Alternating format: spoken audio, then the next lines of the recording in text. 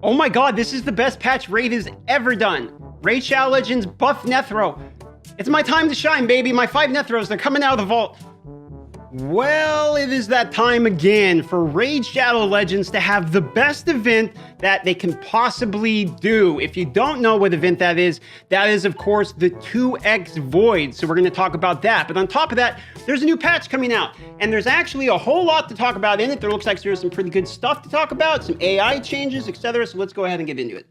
Okay, let's go ahead and get into the changes. So the first and foremost change, check this out. Champion AI here. Xavia will no longer use Deadly Catalyst against the clan boss in auto battle. Now you don't need to worry about using or losing your poison debuffs too early. So if you don't know what this is, Deadly Catalyst basically procs all the poisons, instantly nukes all the poisons, and they're changing this where she's not going to do it on clan boss because that damage is reduced on clan boss and actually makes you do less damage than just the poisons themselves would do. Karam, is getting the exact same change as well. He's not going to remove your poisons too. Elenaro is getting the same. So mostly what you're seeing here is changes to make characters that are also good in the dungeon be good in clan boss. So like this. These are all good changes. No bad, nothing bad here. All great. Venus, unlike the previous 3, Venus had an issue of not using her burn and passion skill when it was needed. That's the HP burn, right? As of 3.10, which is the name of this update, she would do so in clan boss auto battle unless the clan boss already has an active HP burn debuff. Perfect. So now she's going to do the poisons when you need to do the poisons, HP burn when you need to do the HP burn, defense down, weak, and all that when you need to do that. So very nice. Another good change. This is also another good change, Rosin Scarhide. This is a huge free-to-play change, actually, because Rosin Scarhide is the permanent fusion, and Rosin's very good in the clan boss. His basic attack hits 3 times. He can hit hard when you build him defense, and he also has defense down and weaken. Because of that, he is one of the best free-to-play people to use in the clan boss for long-term free-to-play people. So this is a fantastic change for that. Now check this out. This patch was made for me. This patch makes me OP. This Nethro will no longer use Ghastly Horrors and Bat Swarm against the clan auto boss. Instead, he will focus on racking up his poisons. He only uses the basic now, which adds poisons. If you didn't know, this is the biggest change in League of Legends to date because I have 5 Nethros. Thank God for this update.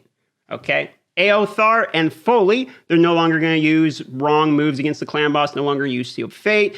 Aothar will no longer use Brand, okay? Drexthar Blood Twin here will no longer use the Burning Lash against the clan boss in auto, as the clan boss is immune to provoke. Makes sense. Players should be better off without him focusing on that and keeping the HP burn up instead. Nicely done. Elder Skarg will start using his Hunt the Mark skill against the clan boss in auto battle.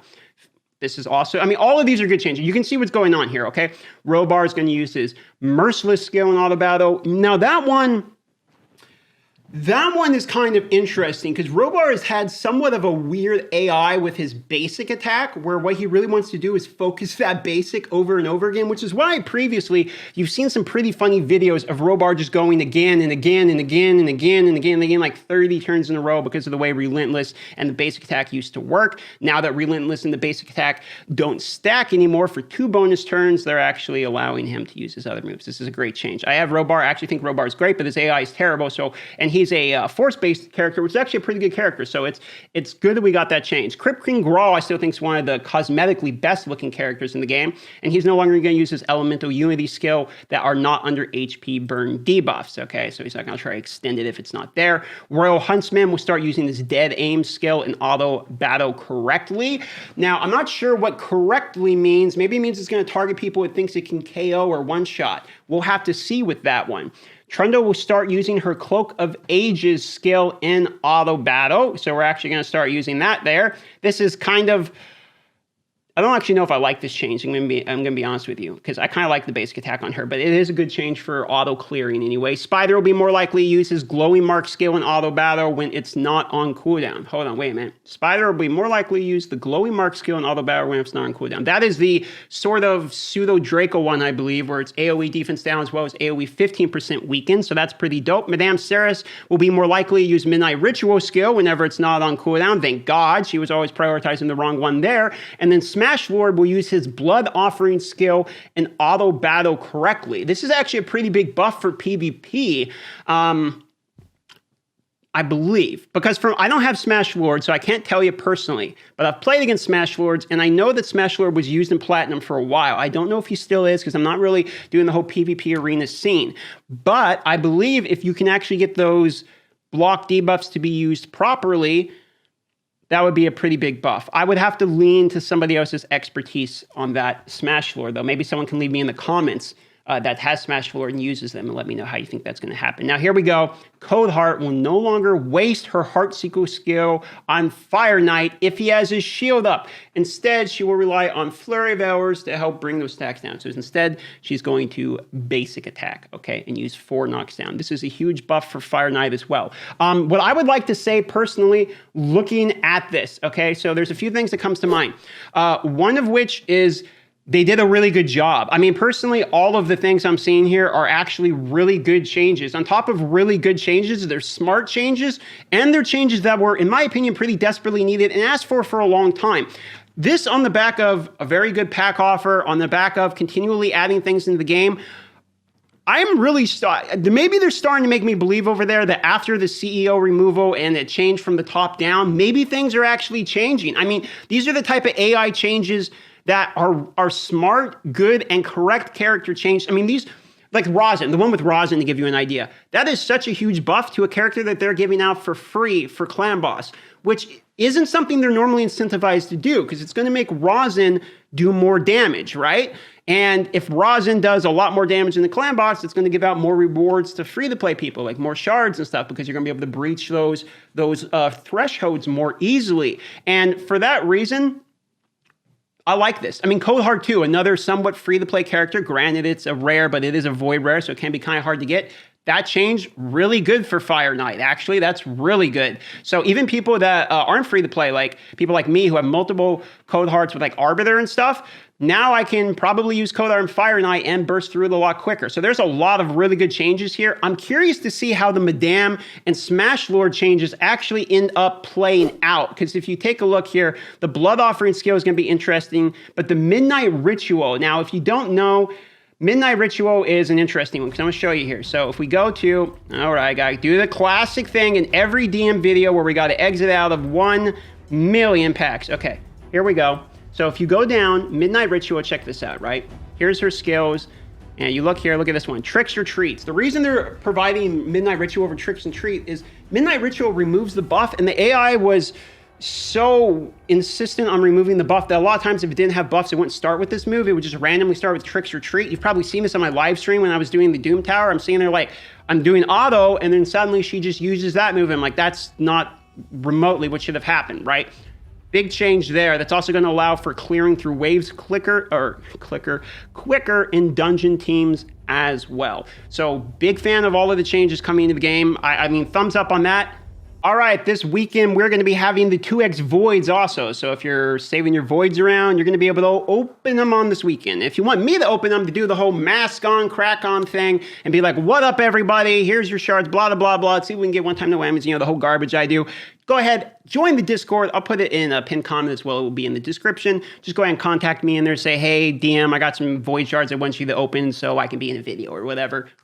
I got you. I'll go ahead and open them. Now, should you open on this 2x void? Yes, absolutely. You want to open on every 2x, not on the 10x, okay? So we're going to have a 2x of Ancient this week, and then in 2 weeks, we're going to be having another 10x, okay? And I believe that 10x is going to be Ancients as well. So we kind of have the same rotation going every week, and I think it's working all right. Also, I've had a pretty good amount of comments of people just asking me to say my opinion on this Santa tournament because they want to hear it. So sure, here it is. I think the tournament's fine. I don't really have any problems with it. The reason I say this is because it is a well tournament. Don't do this tournament if you don't want to do 55,000, 100,000 points. I mean, the way I see this is Santa would have been awesome to give everyone the chance to fuse it like they had done back in the day with some really easy champions. Or it would have been really cool to have like a Santa Claus right here with the legendary book and all that. The reason I'm not like, oh my God, why is there no Santa for everyone? Is because the more I think about it, the more I realize like giving an unkillable to everyone is something they probably can't do. Like it was probably a mistake in the beginning. Like there's a few things they're never gonna give everybody because it automatically like bypasses a ton of content, which is one, a free unkillable on the cooldown like Man-Eaters and Santa Claus, Rush Guard, all that. They're probably never going to give that out, okay? They're probably never going to give out a team-wide counterattack. Like, I don't see them really doing a Skull Crusher fusion or something like that. I know back in the day, Kizzo was trying very hard to convince them to do a Skull Crusher fusion, and we all said that that was a fantastic idea, and they were like, meh. So I don't really see that happening, okay? I don't really see us getting an OP character more or less for free. I think the closest we've got to that is maybe Rosin, since we have the Rosin being a permanent fusion.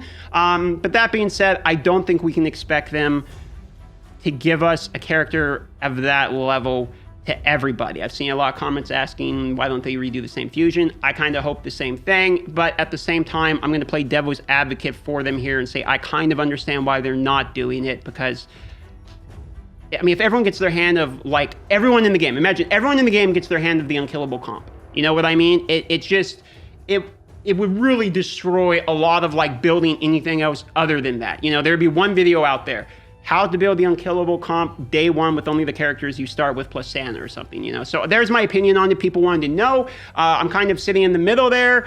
I guess you could say I'm fence riding on it. I don't really know. I don't really see this as a huge problem. I get it's a well thing. I hope it's not the only way they do stuff. They already gave us a Christmas fusion, which was difficult, granted, but they also gave us some presents. I'm okay with this one. There you go. DM's opinion is over. 3, 2, and on the way out the door, as usual, you can catch me at twitch.tv/Darth Microtransaction. I will be live as of the posting of this video. I'm going to be working on my old school RuneScape Iron Man account, as well as doing some Raid Shadow Legends. So if you want to see either of those, come stop on by. Love y'all, and I hope you enjoy one of these videos here to continue watching my channel.